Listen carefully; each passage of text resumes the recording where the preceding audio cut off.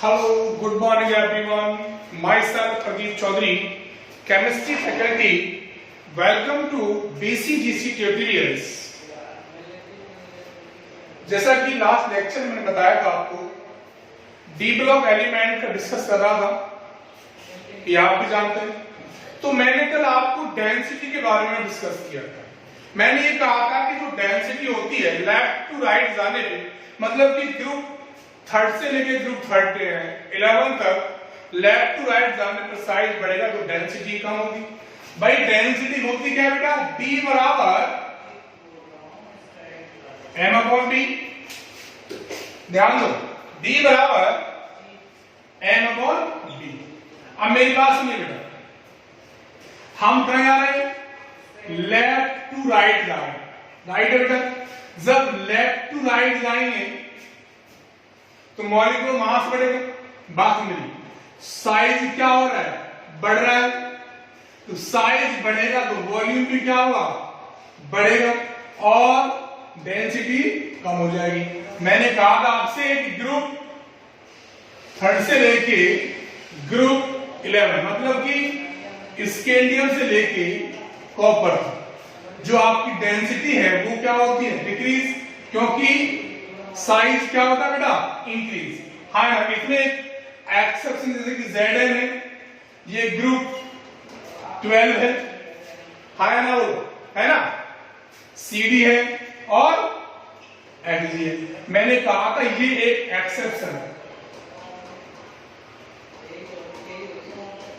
ये क्या बेटा? एक्सेप्शन। तो ये मैंने कल आपको डिस्कस किया था, यदि आपको याद हो तो। हाँ ना, बोलो बेटा, याद है? ये मैंने आपको बताया था कि किस प्रकार से हम इन्हें पढ़ते हैं, ये आपको मैं समझाया। मैंने कहा था डेंसिटी ऑफ ट्रांजिशन एलिमेंट, जो डेंसिटी ऑफ ट्रांजिशन एलिमेंट ज्यादा होती है केवल S ब्लॉक के एलिमेंट की।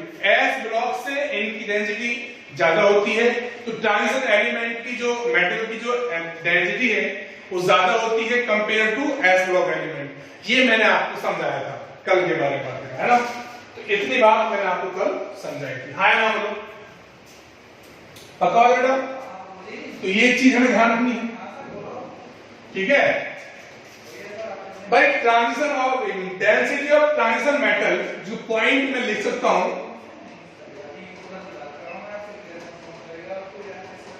डेंसिटी ऑफ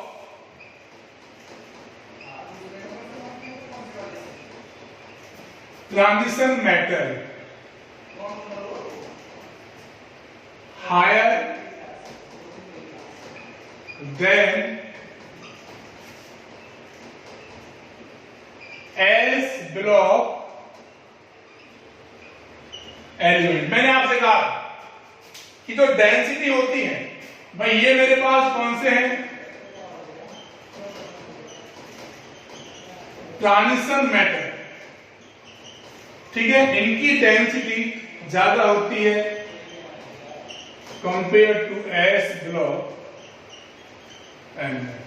हाँ, ये पॉइंट क्लियर हुआ कि नहीं हुआ बेटा? क्या ये पॉइंट क्लियर हुआ कि नहीं हुआ? बोलो हाँ या नहीं। अभी आपने बोला ही नहीं कि ये पॉइंट क्लियर हुआ कि नहीं हुआ। यदि आप डाउन द ग्रुप जाते हैं, यदि आप डाउन द ग्रुप जाते हैं तो डेंसिटी डिक्रीज होती है। सेकंड पॉइंट क्या है? यदि आप डाउन द ग्रुप जा रहे हैं, ऑन द मूविंग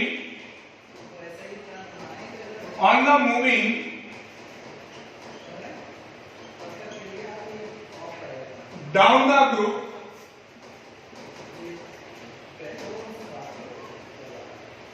डेंसिटी आपकी, ध्यान दो, ये चीज मैं आपको छोड़ता हूं, बताइए क्या होगी? घटेगी या बढ़ेगी? ये क्वेश्चन मैं आपसे पूछ रहा हूं, ये आपको बताना है घटेगी या बढ़ेगी। ये बहुत अच्छा क्वेश्चन है। अब सवाल ये है कि पीरियोडिक टेबल में डेंसिटी किस एलिमेंट की हाईएस्ट होती है? ये बहुत ही बेहतरीन सवाल है आपके लिए, एक इंपॉर्टेंट सवाल। याद रखिए, एक तो होता है ओसियम, और एक होता है बेटा इंडियन। इन दोनों की हाईएस्ट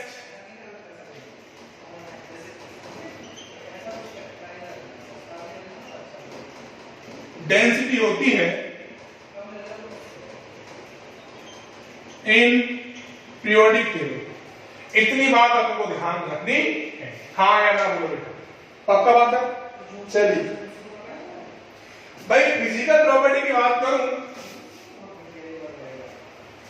बिल्कुल आप नोट करते रहे बेटा। जो चीज समझ में नहीं आ रही है वो प्लीज डिस्कस करते रहे मेरे से आप लोग, ठीक है। BCGC की पूरी टीम आपके साथ है, बस आप ध्यान दें चीज पर। आइए बात करते हैं फिजिकल प्रॉपर्टी की।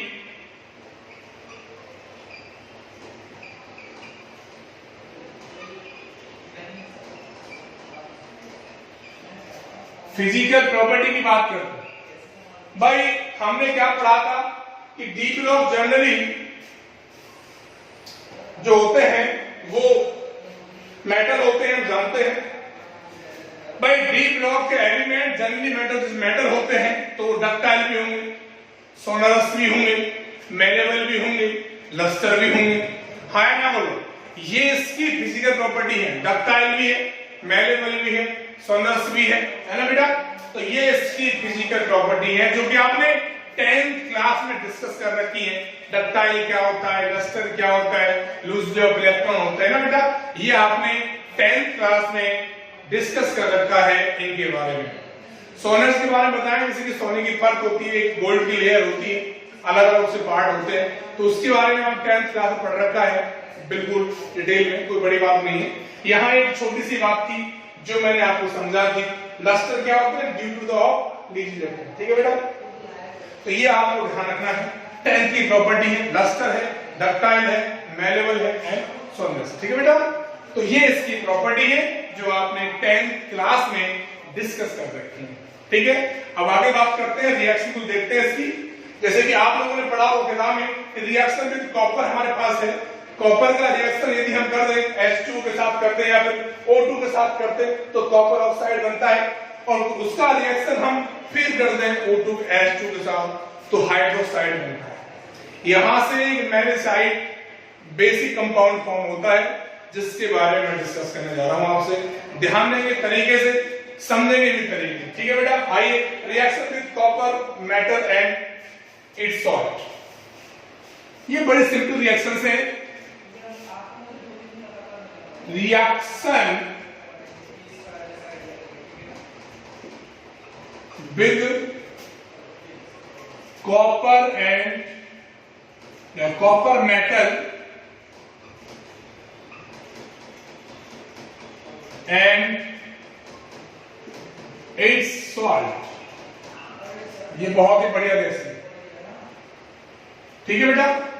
इनके बारे में बात करें भाई। आपने कॉपर ले लिया, मान लेते आपने क्या लिया, ध्यान दो बेटा, Cu ले लिया। आपने इसका रिएक्शन O2 से करा दिया, CO ना, ये एक ब्लैक होता है बेटा, ध्यान रखना मेरी बात, ब्लैक पाउडर होता है। इसका रिएक्शन आपने क्या किया बेटा, H2O के साथ करा दिया, COOH का होल ट्वाइस बना, और इसका रिएक्शन आपने फिर CO2 से पास करा दी गैस, तो CuCO3 बना। ये चीज बड़ी अच्छी रिएक्शन है, कोई बड़ी बात नहीं है। ब्लू बना, ग्रीन बना, ये सब चलती रहती है, इनमें कोई बड़ी बात बिल्कुल नहीं।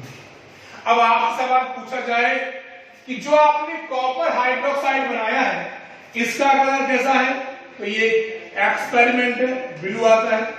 अब इसकी बात आपसे करें कि CuCO3 का कलर कैसा है, ये एक ग्रीन आता है। और इसमें यदि वीक एसिड से रिएक्शन करा दें इसकी, भाई ये एक ग्रीन है हमारा, और इसका रिएक्शन सपोज आपने H2CO3 से करा दिया, मान लिया हमारे पास एसिड, तब क्या बनेगा, ये एक सवाल, तब क्या बन सकता है, ये एक सवाल। तो यहां से एक मैग्नेसाइड बेसिक कंपाउंड फॉर्म होता है, इसका नाम है CuOH का होल ट्वाइस एंड CuCO3। हाँ या ना, ये क्वेश्चन आपसे पूछ देता है पेपर में कि किस प्रकार से बनेगा ये क्वेश्चन। ठीक है बेटा, याद रहेगा या नहीं? जल्दी बोलो बेटा। तो क्या बोला मैंने? Cu डॉट, ये बना बेटा ना,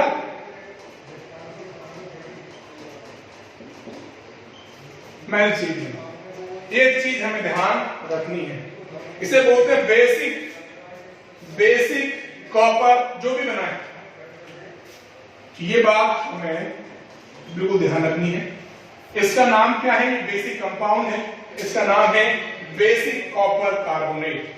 बेसिक क्यों है इसमें? क्योंकि बेसिक इसलिए है OH वॉल्टवाइज है। तो ये इसका नाम क्या है बेटा?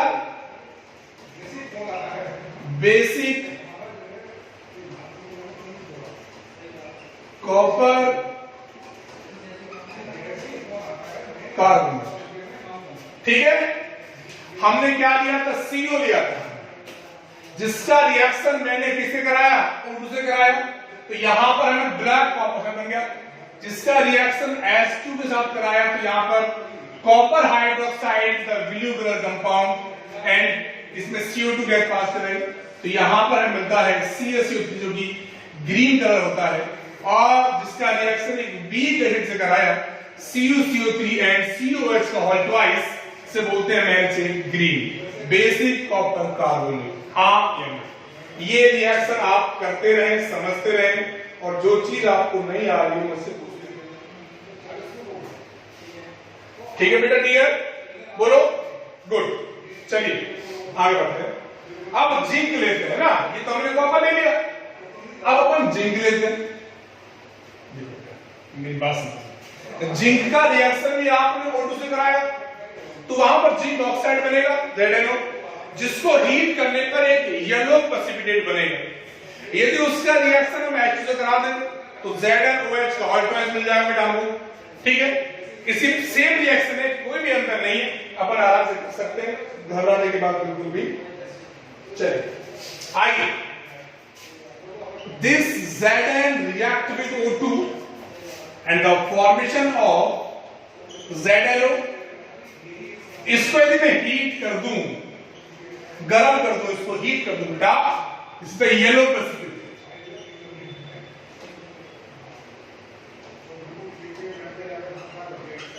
और इसका रिएक्शन यदि तो ZnOH का होल ट्वाइस, और इसका रिएक्शन कर दूं किससे? तो फिर हमें कंपाउंड मिले क्या? ZnCO3 डॉट ZnOH का होल ट्वाइस। यही चीज सर सीखनी थी, इसमें क्या है बोलो बेटा। ठीक है, तो ये आप कर सकते हैं। इसका नाम बताओ, Z3 आपने पढ़ा होगा।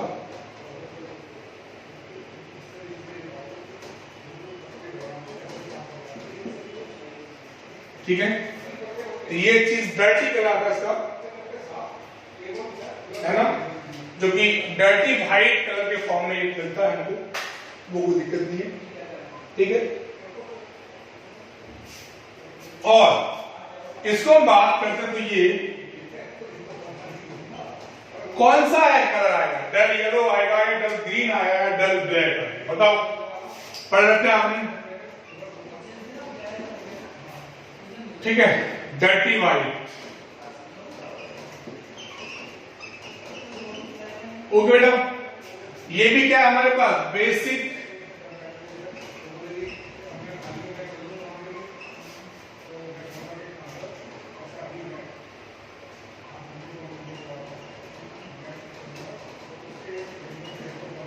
कार्बन। ठीक है बेटा, एक सिंपल रिएक्शन जो आप आराम से कर सकते। चलिए बात आगे बेटा कर लेंगे। चलो, कोई दिक्कत तो नहीं है बेटा? बोलो बेटा, कोई दिक्कत तो नहीं है? कर सकते ना आराम से? ठीक है, एक बार सुनो तो। चलो, आपने कॉपर लिया, रिएक्ट विद O2 किया, तो कॉपर ऑक्साइड जो ब्लैक कलर का होता है, राइट, जिसका रिएक्शन आपने CuOH का होल ट्वाइस किया, जो कि ग्रीन कलर होता है, जिसका रिएक्शन आपने H2 एक बेसिक कंपाउंड मिलता है, इसका नाम आप जानते भी हैं, CO3 है ना बेटा। करते रहेंगे, आराम से तरीके से सीखते रहेंगे। यहां से हमें एक कंपाउंड जिसका नाम है CaCO3 और इसका रिएक्शन शेड्यूल कर लो, चलो पहले। और यहां से आपने क्या मिला दिया, H2CO3 डॉट कॉपर। ये चीज आपको आनी, ठीक है बेटा, ब्लू एंड ग्रीन, ठीक है बेटा, ये ब्लू कलर आएगा इसका, सॉरी, आप चेक कर लेना बेटा, ये चीज हमें ध्यान रखनी है, ठीक है बेटा। ओके डियर, ऐसे ही Zn का रिएक्शन किया आपने O2 से, तो ZnO बना बेटा, जिसको हीट करने पर एक येलो मिलेगा बेटा। इसका रिएक्शन यदि H तो Zn और इसका रिएक्शन करें CO2 से तो ZnCO3, और इसका करें हम लोग रिएक्शन H2CO3 तो ZnCO3 प्लस ZnOH का होता है, बेसिक जिंक कार्बन बन जाएगा, ठीक है। इस प्रकार से रिएक्शन से आप आराम से कर सकते हैं, कोई टेंशन वाली बात नहीं। ओके डियर, गुड, चलिए थोड़ा आगे बढ़ते हैं। इसके बाद बात करते हैं हम लोग आयनाइजेशन एनर्जी, बहुत ही इंपॉर्टेंट टॉपिक। कलर आपको याद रखना है बस, एक्सपेरिमेंट वैल्यूज की, ठीक है भाई। जिनके पास अनपेड इलेक्ट्रॉन है वो पैरामैग्नेट होते हैं, जिनके पास नहीं है वो डायमैग्नेट होते हैं, सब जानते हो आप बेवकूफ बना, सब जानते हैं आपको पहले से। आई शुरू करते हैं। आयनाइजेशन एनर्जी,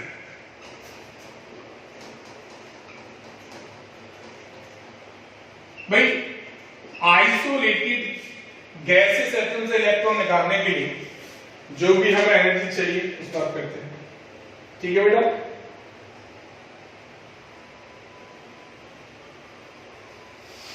ओके, इसमें क्या है, तीन होती है, I1, I2, IN3, first, second and third. एक बच्चे ने सवाल पूछा था मेरे से, लगभग बहुत पहले पूछा था, नाडन फैमिली से, बढ़ती थी घटती थी, सेकंड ग्रुप पूछा था मेरे बच्चे ने, शायद कोई लड़की थी, चलिए कोई बात नहीं। तो यहां पर हम बात कर रहे हैं इस चीज की, तो हमें इसमें क्या निकालना है, एनर्जी कैसे बढ़ती है, घटती है, इंक्रीज होती है, क्या होती है, बात ध्यान रखना है भाई। सीधी बात है, यदि आप लेफ्ट टू राइट जा रहे हैं, आप लेफ्ट टू राइट जा रहे हैं, तो आयनाइजेशन एनर्जी इंक्रीज होती है, लेकिन ग्रुप में डिक्रीज होती है। ये जनरली एक प्रोसेस है, क्योंकि यहां पर नंबर ऑफ क्या सेल्स बढ़ रहे हैं या मास का बढ़ रहा है, इंक्रीज हो रहा है। भाई सपोज माना कि मेरे पास ये कोई एक गैस, मान लो इसमें से मुझे इलेक्ट्रॉन निकालना है, मतलब कि डेल्टा या आई फर्स्ट मान लो, तो आई ई फर्स्ट निकालना है मुझे। तो भाई इसमें से एक निकालूंगा मैं इलेक्ट्रॉन, एक निकाल दिया मैंने, तो मुझे कितनी एनर्जी चाहिए ये देखना है भाई। इलेक्ट्रॉन मैंने निकाल दिया, जो निकाला जिसकी मुझे एनर्जी चाहिए वो बात सिंपल है, फर्स्ट की होगी। मतलब ये है on moving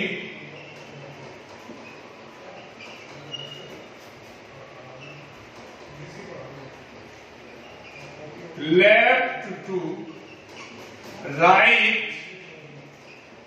I increasing due to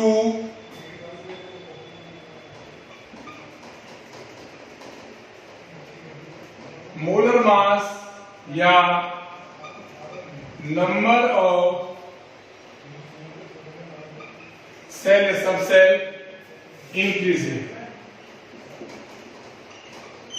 ये बात। यदि आप लेफ्ट टू राइट जाते हैं तो मोलर मास बढ़ता है, या उसमें आप लिख सकते हो एटॉमिक नंबर बढ़ता है। एटॉमिक नंबर बढ़ेगा, भाई आप सभी ने पढ़ा है कि IE जो होती है वो इनवर्सली प्रोपोर्शनल होती है किसके बेटा? साइज। ये आपने पढ़ रखा, ये आपने पढ़ रखा, यही तो पढ़ रखा बेटा।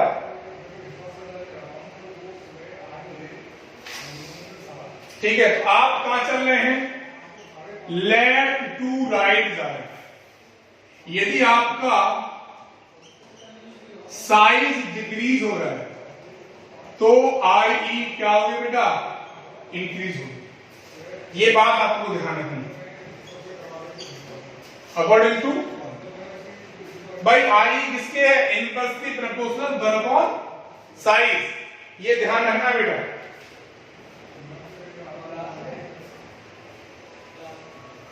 अब सवाल ये है मेरा कि ट्रांजिशन एलिमेंट में सबसे high, very high ionisation energy किसकी होती? भाई हम सब जानते हैं कि हमारे पास जो फॉर्मूला है वो क्या था? तो समझना बेटा, फिर क्वेश्चन करने हैं, ठीक है बेटे? हमारे पास क्या था बेटे? समझ लेना भाई। इस कॉपर मतलब फॉर्मूला क्या था? n-1 d10 ns12,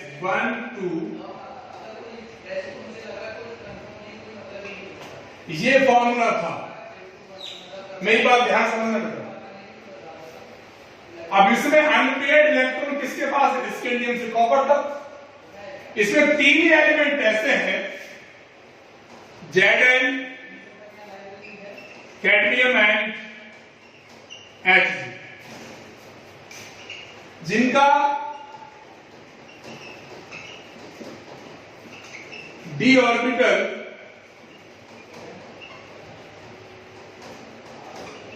fully filled होता है। किनका? अब जिनका d ऑर्बिटल फुली फिल्ड है या इलेक्ट्रॉनिक कॉन्फ़िगरेशन फुली फिल्ड है तो वो ज्यादा स्टेबल होते हैं। हाँ या ना बोलो? तो ज्यादा स्टेबल होंगे तो इनकी वेरी हाई IE होगी ड्यू टू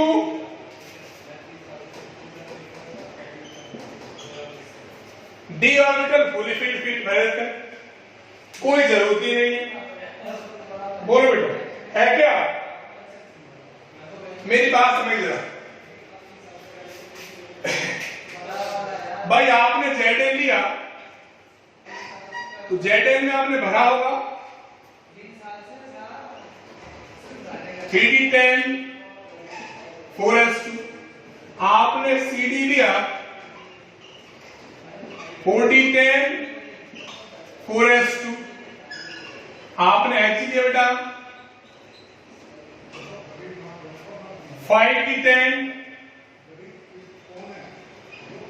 तो 6s। ये कैसे बेटा?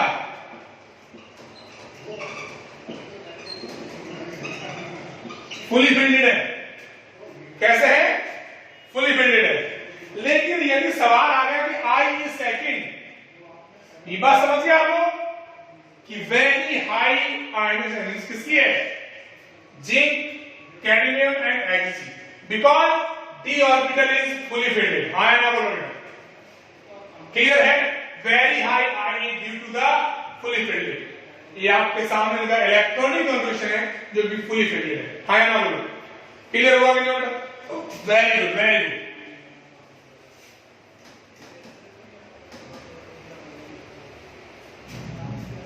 ठीक है बेटा, चलिए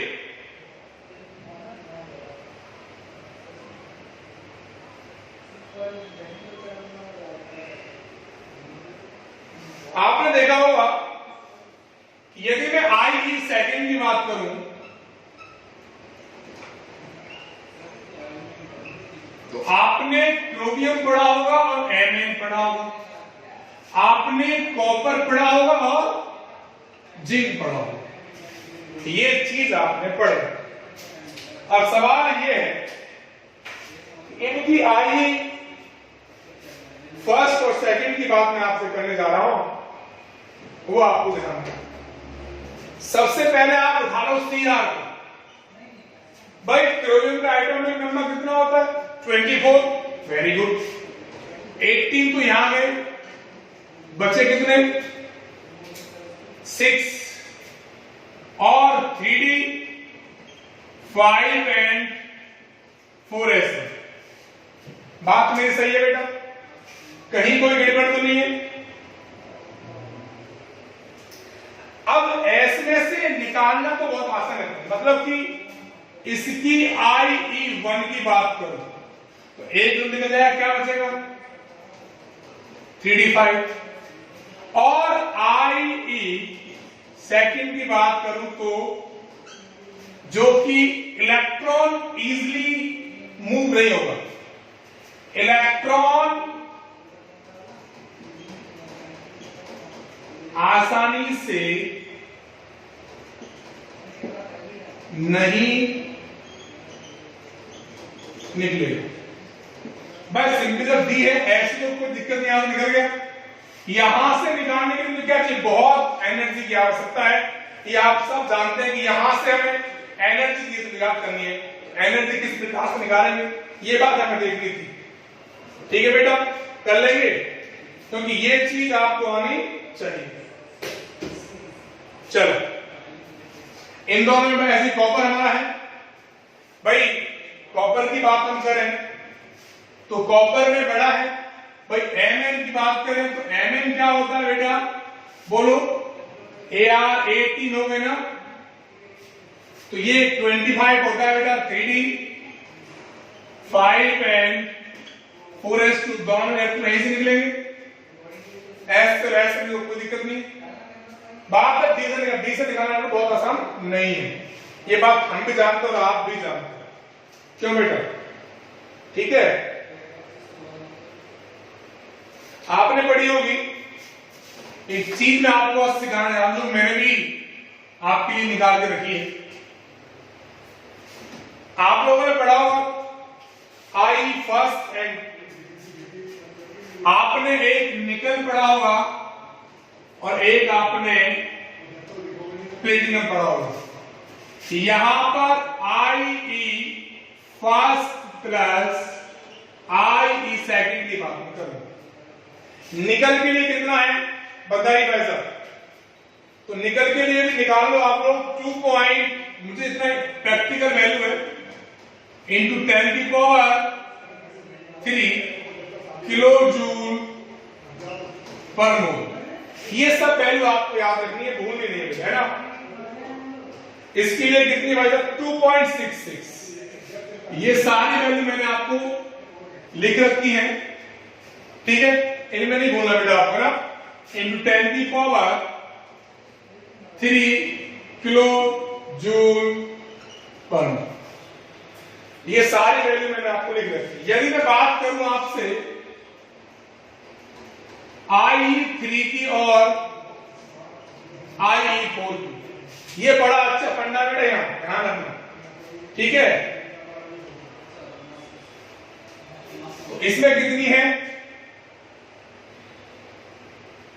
ये वैल्यू हम याद रख सकते हैं, क्योंकि किसी की ज्यादा है। देखो किसी कितनी है? 2.49 है, इसकी 2.6 है, इसकी क्या होगी? 8 पॉइंट कितनी होगी? 80 और इसकी 6.70। ये बात हमें ध्यान रखनी है ना। कितनी है इसकी? 8.80 इंटू 10 की पावर 3 किलो जूल। इसकी कितनी बेटा? 6.70 इंटू 10 की पावर 3 किलोजूल एंड, अब इसकी टोटल कर दो यहां पे, यदि टोटल IE निकाले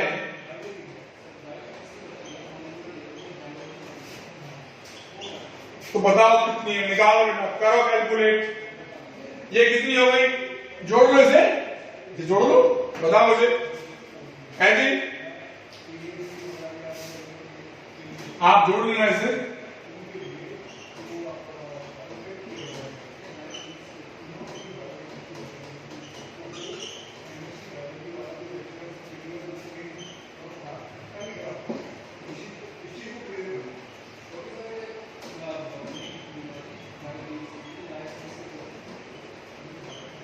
राइट ना, ये बात हमें यही तो चेक करना था भाई। NI सेकंड PI, जैसे कि NI की बात करें हम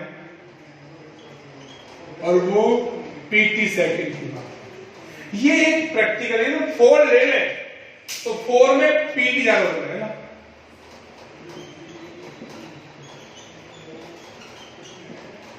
ये एक थर्मोडायनामिक एक्सपेरिमेंट है बेटा। वाई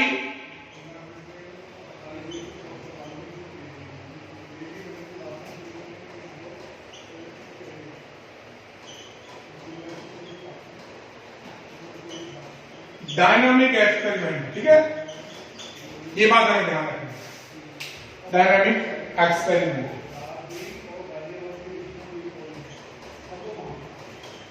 ठीक है बेटा, ये चीज हमें ध्यान रखनी है, गलती बिल्कुल भी नहीं करनी, राइट बेटा।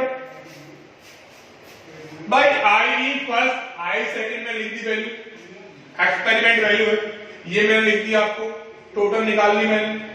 इसे निकालने के बाद जो ज्यादा किसकी आ रही है, NI की आ रही है, लेकिन वो किसकी आ रही है, फर्स्ट सेकंड, ध्यान रखना, NI second PT second and ये चीजें मैं याद बनाए, ये एक थर्मोडायनामिक्स प्रोसेस है, ध्यान से निकालना। ठीक है बेटा, ये बात आपको ध्यान रखना, ओके।